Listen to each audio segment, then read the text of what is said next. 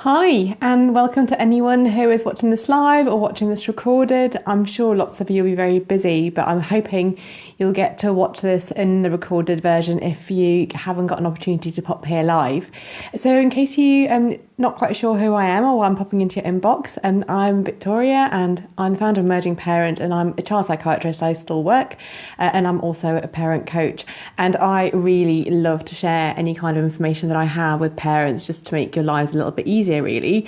It's still a learning curve for me, but I am very, very lucky in having experienced lots of different things really when it comes to understanding how children are brought up, and I really like to share that really. And also I really love to answer questions, and a lot of the time they make me go and learn some new things, read some new things, and really dig deeper into the kinds of things that matter to parents. So today I'm going to be answering 3 questions that I have already answered actually as part of my membership. So there's 2 memberships. One of them is for parents who have children who are small, so sort of, babies up to preschool, and then a second membership for people whose children are in school.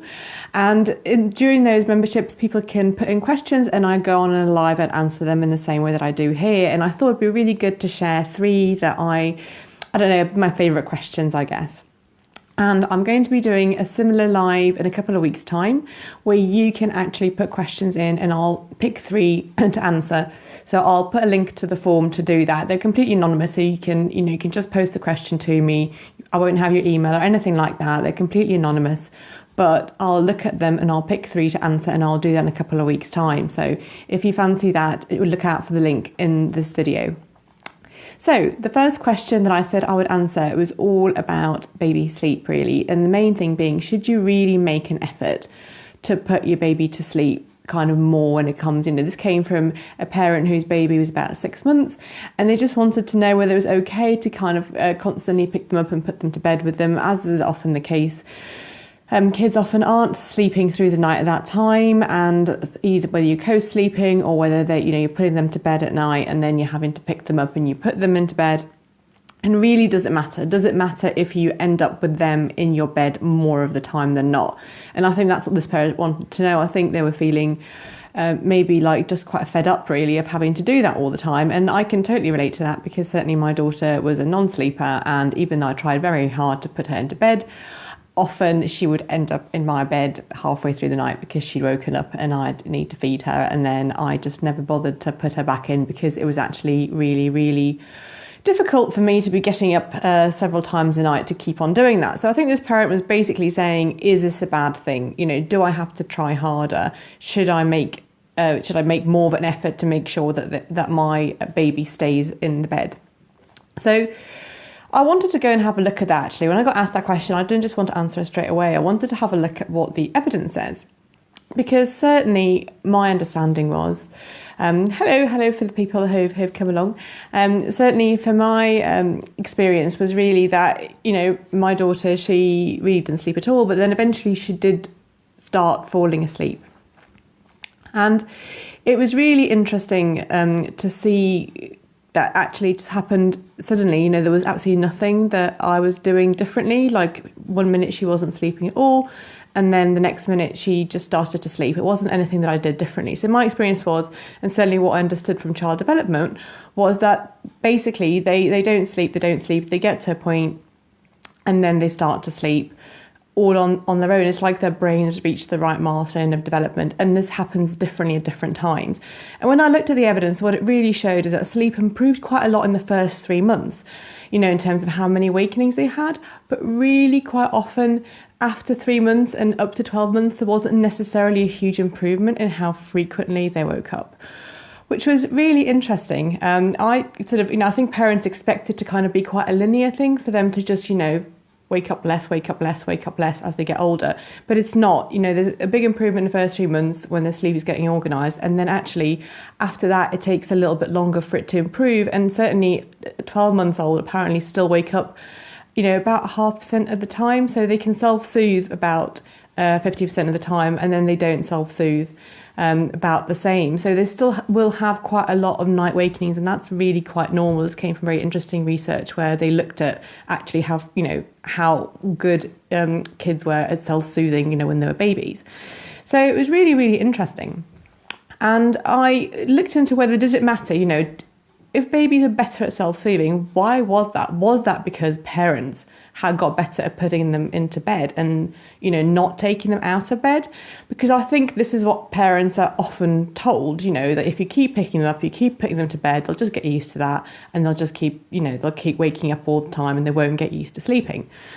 So I really wanted to look into that. And there is some evidence for it, but it's really interesting because actually whether babies do or don't self-soothe at a year is basically related to lots of different things. It's not just related to whether you put them into bed or not, whether you make more of an effort to make sure they sleep in their cot, or whether you're constantly picking them up and taking them into your bed. It's related to different things. So some of it is innate. Some of it is just that some babies are better than others at self-soothing. They seem to go for longer periods of quiet sleep if you look at them, and that's just how it goes. There's not really anything that you can do about that. There's other things too. So some of it is also about how you're feeling yourself. So there seems to be some link about whether parents have any difficulties in the first month. I mean, in terms of kind of how they're feeling themselves, anxieties and mental health difficulties. And certainly if you're a parent who's worried a lot, if you're a parent who experiences things like postnatal depression, then it's more likely to affect what's happening with your baby and whether they can self-soothe at a year.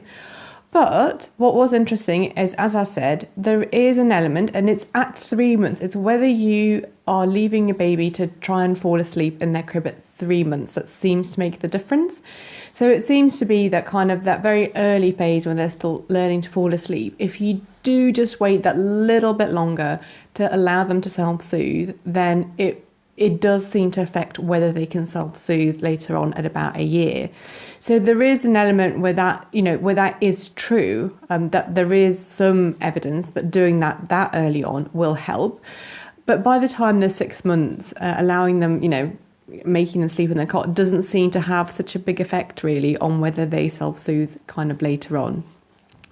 I think a lot of parents really worry that they're going to make a massive rod for their back by constantly, say, picking up the baby, and cuddling them or taking them to bed.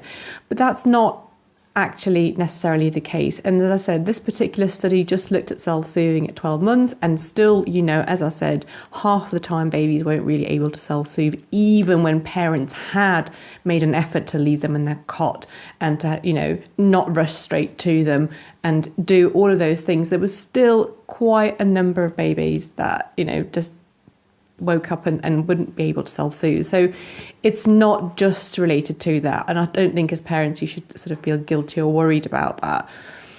Personally, what I feel is if you are worried about that, do have a go with helping them sleep in their cot. In the end, what I ended up doing is I ended up doing a bit of a mixture. So I tried to get my daughter to sleep in the cot, but then inevitably she woke up in the night, and she usually I'd end up not putting her back because waking up lots and lots of times it was just too difficult to do.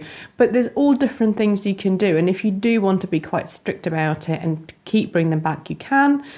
But there's no guarantee that will make necessarily a huge difference. They're still likely to have some difficulty self-soothing some of the time. So that's just how it is, and I think just accepting that that's how it's going to be is normal for parents really. I personally find that it was easier to negotiate around not getting up in the night when they were a bit older and could understand a bit more and could have more of a conversation with it. So even if your child does get into a pattern of sleeping with you and they're getting a bit older and they're becoming a toddler, you can renegotiate that at any time. And I think it is much easier to do when they are able to talk and you are able to be sure that they understand what you're doing with them. I think trying to do it very early on, if they're just not ready, and some babies really cannot self-soothe, find it very difficult, and my daughter really just couldn't. There wasn't a way of doing it. I tried all the things around trying to, not rush to her, try and leave in her cot, but it just wasn't possible for her for whatever reason. She needed a lot of co-regulating. I think some babies are more sensitive. Then it can be renegotiated later. It doesn't all happen. It's not like if it doesn't happen when they're babies, like that's it, that's never going to happen again. So you can talk to them and put new boundaries in later on if at this point in time they just can't do it. So that, I guess that is my answer is, You can try it. You can try and help them self-soothe a bit more, give them a bit more time and put them in their crib. But just think about yourself. Think about looking after yourself and whether your life is better because of it. Whether it's hard for you to do that, whether it makes your life harder. Because actually, one of the biggest things you can do is to make sure that you're looking after yourself in any way you can. And if actually doing that just gives you a bit more adult time and a bit more time to do something you want, then that's great. But if it means you getting up several times a night just so you put them into bed and you're absolutely exhausted the next day, then it's weighing up whether it's worth it. But it's certainly not mandatory. You don't have to do it. It's not the be all and end all. And I think that's really important to understand. So the next thing I was going to talk about, which again was a really favourite question of mine, was about toddlers phobic of hand dryers. I don't know, I've met a lot of toddlers, I've met a lot of parents who have toddlers who are really phobic of hand dryers and who really want to, just talk about that and not go into toilets because they just describe how awful it becomes, and you become kind of really restricted where you can go, because if there's hand dryers, the toddlers completely refuse to go in. And again, I totally get it, because my daughter was exactly the same. I think it's actually a very common fear. And the reason it's common is because actually fear of loud noises is pretty common for toddlers. And if you think about it, it kind of makes sense. Oh, great. I'm glad that advice helped you. Yeah. The fear stuff makes sense, because if you're a baby or a toddler and you hear loud noises, potentially it means that something really dangerous is happening.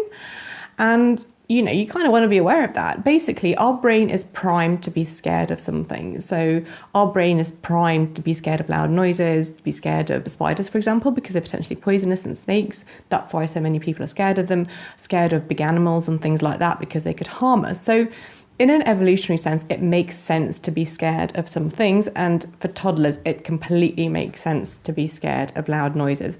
So totally normal. The question is, what do you do about it as a parent? So, it's one thing knowing it's normal, but it's another thing thinking, yeah, but what about the fact that I've still got to go to public toilets and my toddler's going to scream the house down when I do that? And I would say, okay, well, I would treat it as any phobia, really. So this is true whether they're toddlers, this is true whether they're, 6 or 7. Kids do have fears, adults have fears, but kids certainly have fears. And I would approach it just like I would approach any phobia. So the really important thing is not to support avoidance. And it's really hard to do, because if your toddler is absolutely screaming, it's hard to say to them, well, I really, I don't think we should leave the toilets. But what's really difficult is if we support them to avoid the scary thing, then they get really used to that. And they sort of think that avoiding is a good strategy. And it might be okay when you're small and, you don't go into public toilets, but that can start to extend as a positive strategy. And I would really worry about that, because if they think, oh, okay, so if I'm scared of things, I just avoid them. Well, next time they're scared of anything really, like, they might be scared of talking up in school and they'll just avoid it. Or they might be scared of making friends, so they just avoid it. And it becomes just the thing that they do, is they avoid stuff. And unfortunately, as parents, often we facilitate that, because it's really hideous for us to watch our children suffer. We don't want to watch them suffer. We don't want to watch them feeling awful and scared. And we just want to wrap them up and take them away. But what it teaches them is, if you're scared of something, we avoid it. And then that's not helpful in the long run. I think the best thing to do with phobias is basically work towards a kind of slow introduction to the thing that they're scared of. Because often if your toddler is really terrified of something like hand dryers, just sticking them into a public toilet where a hand dryer might go off at any time because people are coming and going, it's probably going to be a bit too much. But you can start with simpler things. Like, for example, you can start by trying to go in places where there is a hand dryer, but it's very quiet, so it's unlikely that people are going to use it. So it's just that the hand dryer is there. And sometimes getting the toddler to activate the hand dryer really helps, because sometimes it's the unexpected noise, someone else will come in and put their hands under it.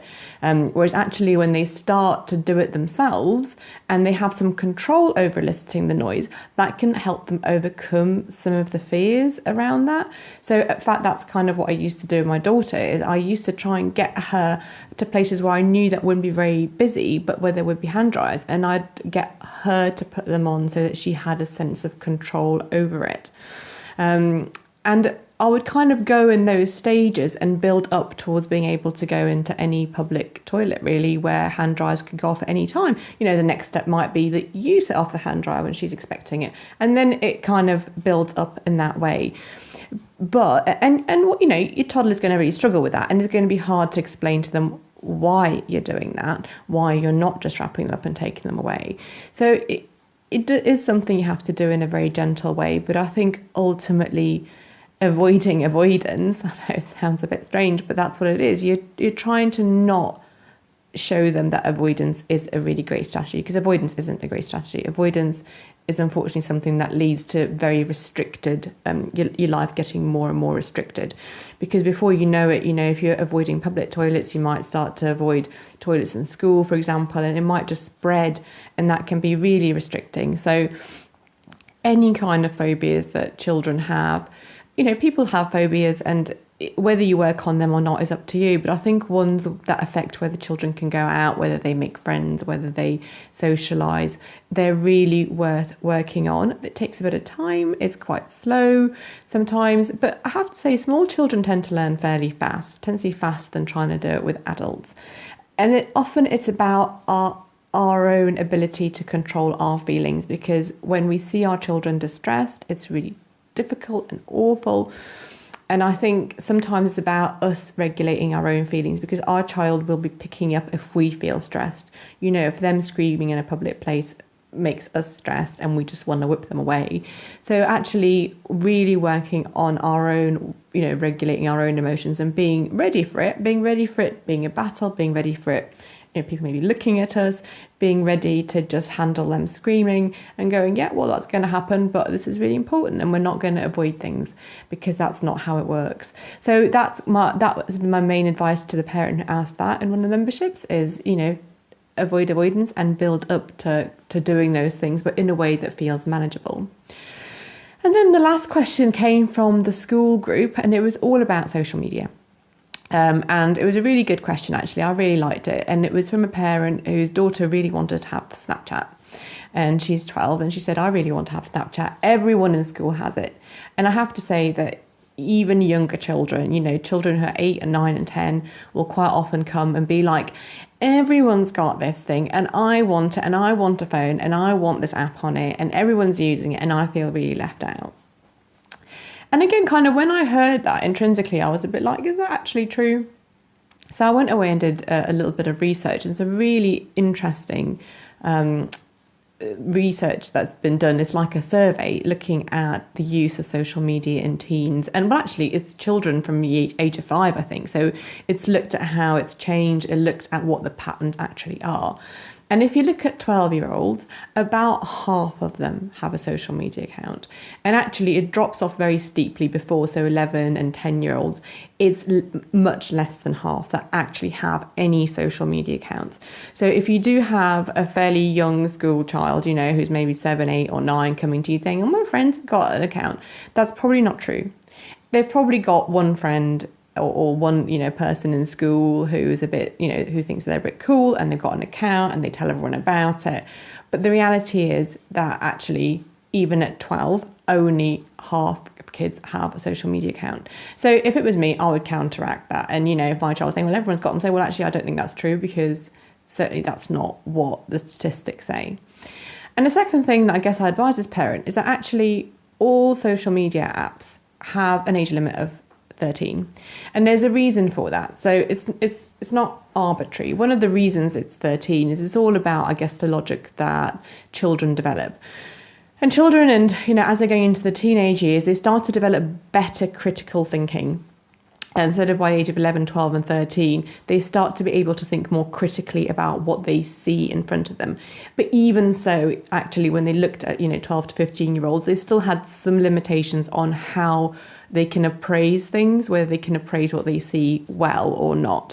Though they were better, I guess, at understanding things like bullying, spotting it, getting support with that, and not taking things completely at face value. And that's probably why the age limit is 13, because actually the cognitive development has happened enough to allow the brain to do that. Whereas really before 13, and certainly before 11, the brain really struggles to appraise critically, and logic is really not fully developed, certainly not by 11 7, and for some people even later than that. So it's really important to understand that that's one of the reasons there is an age limit. So actually what it then becomes about is whether you support your child to lie about the age in order to set the account up. And you need to think about that. And it's different. I know some parents feel completely fine about it. They feel that age limits, they're just arbitrary and that's not what counts. Rules are there to be broken, and would support their child in creating a social media account before they were 13 and lying about their age. And I think that is a very personal choice about what you teach your child about the world, whether you should or shouldn't follow rules.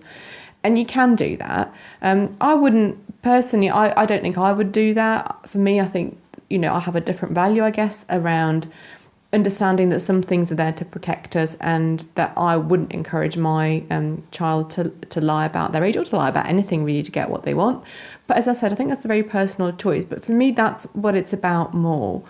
It's more about whether you want to break those rules yourself, which have been put in place because of how the brain develops in young people, and kind of captures the age where I guess logical thinking is better than it usually is, and whether you want to support your child in doing that. And after 13, which is the legal age for having all the apps, the social media use really shoots up and climbs. And at that point, yes, your child probably would get to a point where they're feeling very left out because they haven't got a social media account. But certainly before the age of 13, that's not the case. And I guess that's the advice that I gave to that parent. And it was very interesting because they thought about it and they spoke to the daughter, and she was someone who really didn't feel right about breaking the rules. And that was a very simple decision then, actually, because they knew that. Interestingly, when parents were surveyed, most parents didn't know about the 13 age limit. They weren't aware of it. And they didn't know there was any age limits on apps and signing up to them. So it's a very useful thing to know about, because then you can have a very, grown-up conversation with your kids about your values, what's right, and whether you support it. So those were the 3 questions that I was going to talk about. I'm hoping you found at least one of them helpful. I tried to kind of capture a different age range.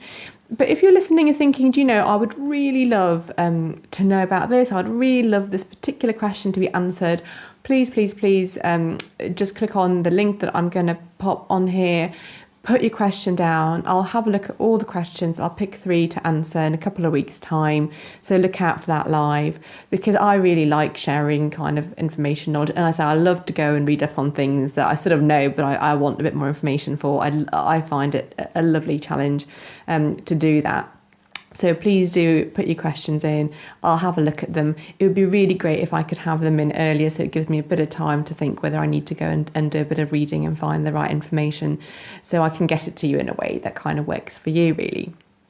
And please look out for the memberships opening up in a couple of weeks' time. In fact, I think it's in 3 weeks' time that they're going to be opening up.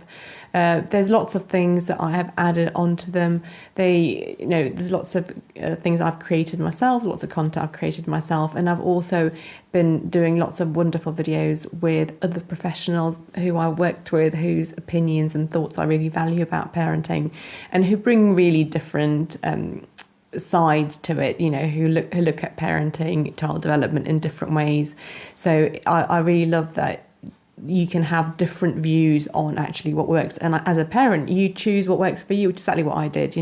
I read lots of stuff, I hear lots of different things, but in the end you always choose what works for you yourself. And it's just having the breadth of different views in one place and being able to ask questions about it in lives like this that I think helps. So do look out for that as well, and hopefully I will see you all in a couple of weeks' time.